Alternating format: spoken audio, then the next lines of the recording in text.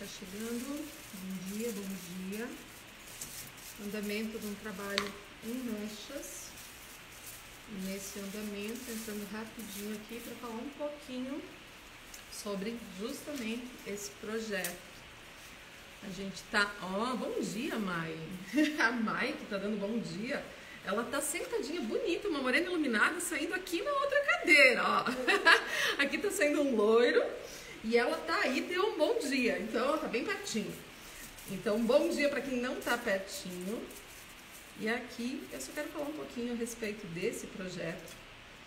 Eu tenho aqui em andamento um projeto de uma produção de um loiro na camuflagem de fios brancos. Eu sempre digo para as clientes, para as pessoas, elas não têm fio branco, elas são loiras naturais e que a gente aprimora. Então aqui é o caso de um cabelo, bem nesse sentido, que a gente vai deixar ela então uma aprimorada, além dos naturais que se fizeram loiros, né? A gente vai inserir alguns outros dentro de condição de entrega de resultado de um tom na onde tem um melânico mais perolado. O branco, ele é frio. Ela tem um natural melânico mais escuro, ou seja, uma altura não 5, então também um escuro frio. E quando a gente se projeta para fazer uma entrega de uma camuflagem de brancos, o que a gente visa? A gente visa tirar esse potencial do frio, somado, tanto do branco quanto do fundo natural, e criar um nível intermediário de tom, onde tem aquela pitadinha do quente que vai dar naturalidade. Um pérola, ele traz essa pitadinha quente, o que gera naturalidade, beleza. E vamos colocar da seguinte forma, tira aquele aspecto de um envelhecido, o fio branco que vai se fazer mediante a idade, ponto e deu, né? Então, personaliza o resultado, porque não existe o projeto da camuflagem aplicada a qualquer pessoa. A gente vai avaliar o natural, a distribuição dos fios naturais da cliente, a dispersão deles, e a partir disso criar o projeto da entrega do resultado que vai conseguir gerar naturalidade, beleza maior para a pessoa que está sendo atendida. Então, a cliente atendida com um trabalho personalizado a ela. E dentro desse cenário, aqui nesse cabelo, coloquei no history, tem na frontal duas áreas bem marcadas, ou seja, duas manchas que nasceram, cresceram, estão se reproduzindo de branquinhos que geram duas áreas mais evidenciadas do branco e na área central menos. Então tudo isso a gente está contemplando na frontal para gerar um hair contour mais iluminado, inserindo essas duas áreas bilaterais mais aclaradas, no personalizar o resultado inclusive. Então, iluminando mais na central, colocando algumas mechinhas inversas nas áreas que ficam mais nas laterais e que tem mais concentração de branco. E aqui, na parte posterior, a gente está fazendo mechinhas bem fininhas, micro mechas. Essas micro mechas trazendo a inserção entre o natural, o branquinho dela, e o melânico daquelas que a gente comentou. Aquelas que vêm num tom mais peroladinho, que dá aquele potencial quente, que dá aquele resultado que gera o equilíbrio entre todas as nuances aí mescladas. E aí você que está aí acompanhando, chegou agora, que chegou daqui um pouquinho, depois eu deixo mais um pouco dessas explicações do que a gente trabalha, projeta, como que a gente avalia um trabalho, a entrega do resultado, a criação de um projeto, ou croquis, a gente chama de projeto, ou croquis em mechas, né? Quando a gente está com a cliente e a partir disso tem o branco e a gente quer criar uma camuflagem aonde traga para ela jovialidade, beleza, praticidade, porque as camuflagens de branco também trazem muita praticidade, dão intervalo entre retoques, e essa questão do intervalo, as clientes buscam, querem, né?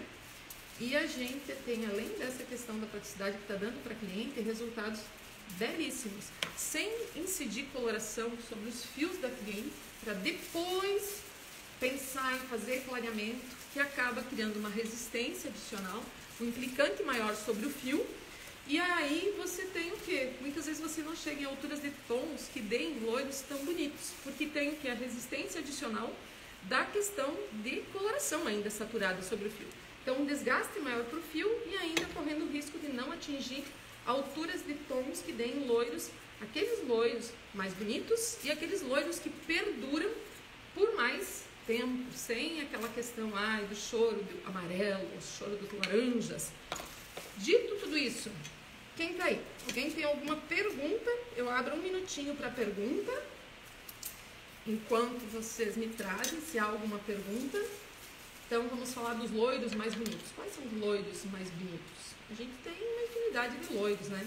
Se a gente for pensar a partir da altura do 6, a gente já tem na nossa cartela de cores os loiros, ok? Mas quando a gente fala em loiros que não tem resposta quente, acentuada, porque o pérola ele tem uma pitadinha de nuance quente, certo? Mas é uma pitada muito sutil.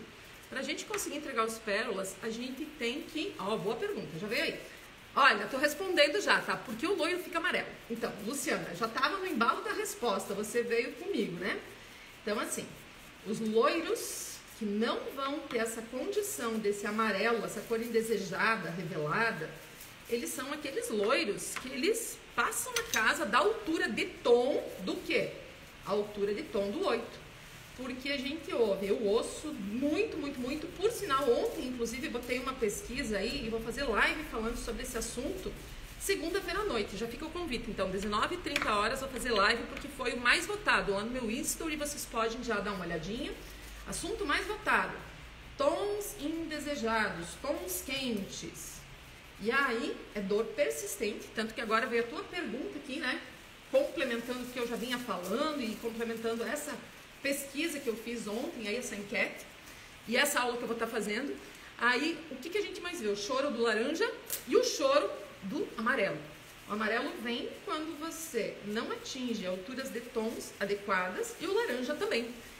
Loiros com maior durabilidade na cor, loiros que se sustentam, loiros que permanecem bonitos, loiros que são aqueles onde a altura de tom que se atingiu foi, no mínimo, o 9.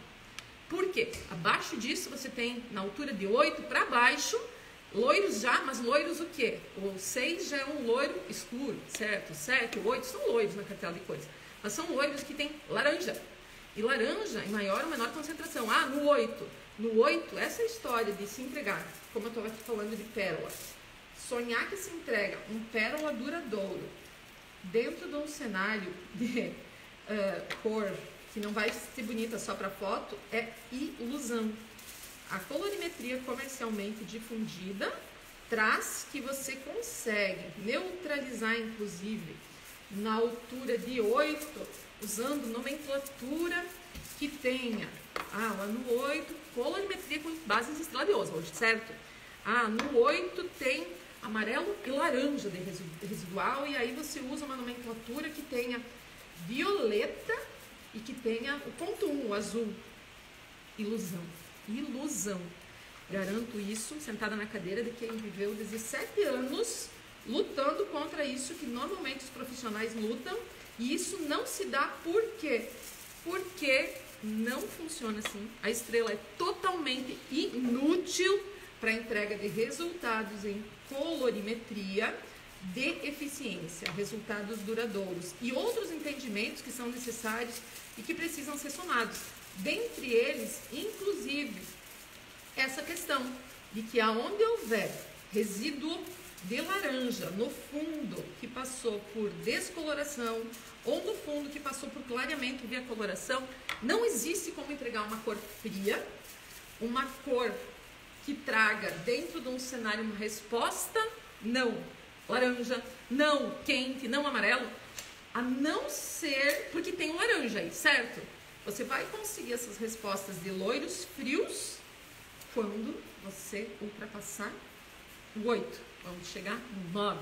quando tiver em altura que envolve 9 e 10. E por isso que eu mencionei que é, assim, triste ver muitos profissionais, primeiro quando o cabelo tem branco, primeiro colorindo para fazer aquela, esconde o branco, certo? Para depois, sobre esse cabelo, fazer clareamento para entrega de mechas e querendo, através disso, entregar mechas mais claras, lá na altura do 9, do 10, mechas que não vão ter o amarelo.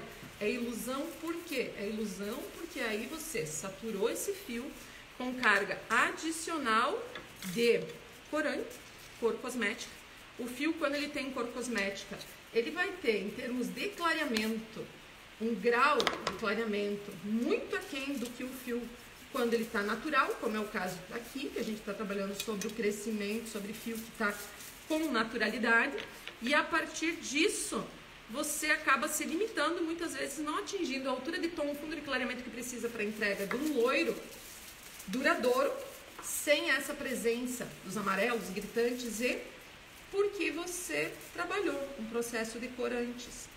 E aí você não trabalhando, você não envolve um desgaste adicional químico sobre esse fio, por uma coloração que seria desnecessária. A partir disso você consegue entregar resultados em mechas de camuflagem muito mais bonitos, com louros, aqueles louros que vão se manter bonitos e que a tua cliente ela vai ficar satisfeita, você também quando vê o cabelo. Então são vários detalhes aí que se somam para você dar atenção dentro de tudo isso que eu falei aqui, tem muito detalhe, que você precisa dar atenção e colocar o teu olhar no lugar certo. E mudar, virar chaves que de repente você esteja hoje fazendo, aplicando, usando, ou coisas que você não está entendendo que você precisa para chegar aí sim à efetividade na entrega para os resultados das clientes. Mais alguma pergunta? Respondo mais uma. Passei aqui rapidinho para dar um oi, mostrar um pouquinho do andamento desse cabelo. Dei aqui muita informação, muita dica, muito detalhe, muita coisa. E se tiver mais uma pergunta aí, respondo mais uma e depois dou bora lá para dar atenção, dar uma olhadinha no cabelo da Maia aí, que dava oi antes, que tá fechando o tempo de pausa dela. Quem aí que tem mais alguma? Ó, fechou, tá despertando, viu? Eu tava conectada na questão do tempo, vice? Avisando aqui que tempo fechando da nossa morena iluminada. Raquelzinha, olha lá, por favor. Mais alguém aí com pergunta? Oi, Mira. As alunas dos cursos online chegando por aí. Tudo bom, pessoal? E aí, um detalhe. Mechas, camuflagem de mesh, de brancos, mechas de modo geral, correções. Como a Nira apareceu aí, me lembrei... Oi, obrigada pela florzinha, Nira. Como a Nira apareceu aí, eu me lembrei de fazer uma observação. A Nira está nos meus cursos, nos meus cursos online, e dentro disso... A Nira sabe muito bem como funciona os trabalhos de camuflagem, tudo isso que eu falei de altura de tom, tudo isso que eu falei desses detalhes da entrega de loiros, de morenas iluminadas nas camuflagens, e não só nas camuflagens, mechas, correções, tudo isso. Nira está lá em Fortaleza, estive em Fortaleza em curso presencial, vamos fazer 2 semanas, amanhã, não, segunda, cheguei no domingo, há 2 semanas atrás. E aí, a Nira sabe muito bem por quê, porque dentro dos cursos, eu trago um mundo de informação sobre mechas, e mechas nas mais diversas circunstâncias. Mechas que envolvem camuflagem do branco, as correções, mechas que envolvem cabelos que não exigem isso, mechas de todos os sabores, tipos e cores, mas dentro de um cenário sempre do personalizando para cada cliente e a sua necessidade, porque isso é o primordial. E acima de tudo, respeitando saúde e integridade dos fios. E mechas, existem 3 pilares que são básicos. Os pilares bases de mechas, mechas perfeitas, é saúde, integridade do fio. Esse, um deles. O outro, a cor, colorimetria. A cor perfeita ser entregue. E a cor perfeita, ela vem de um mundo de conhecimentos que você só vai conseguir ter segurança para entrega de resultado quando sair da ilusão daquilo que eu falei, Estrela de Oswald, e for para onde? Por uma colorimetria com bases na ciência, porque essa te tira das frustrações, das inseguranças nas entregas dos resultados, e a partir disso, aí sim, resultados top. E ainda a distribuição, o desenho da mecha. Então, esses são os 3 pilares de mechas perfeitas. E, mantendo a integridade do fio, aqui um exemplo disso. Ó. Essa mecha tem um restinho aqui na ponta, na extensão. Eu estou fazendo clareamento da área natural de crescimento e a pontinha aqui, área clarada, está sendo preservada. Porque se eu colocar todo esse fio em descoloração, a ponta vai romper. Então, 3 pilares que nenhum pode ser deixado de lado na hora de produção da mecha. Todos têm que se somar para no final ser perfeito. Porque aonde um não tiver presente, já não é uma mecha perfeita. Vamos colocar assim, tirou um dos pilares, a casa cai, certo? Então, aonde um estiver faltando, a casa cai.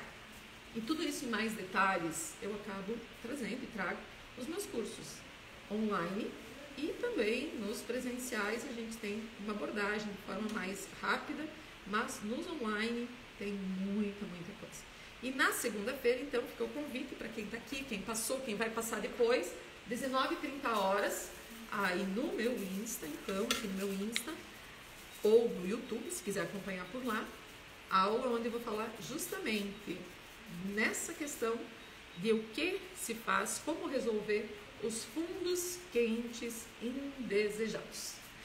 Beijo gigante, Deus abençoe, um ótimo sábado de trabalho aí para vocês, muita coisa já em andamento por aqui, muita coisa que ainda vai se somar ao longo do dia, espero que você também, Deus abençoe, tchau!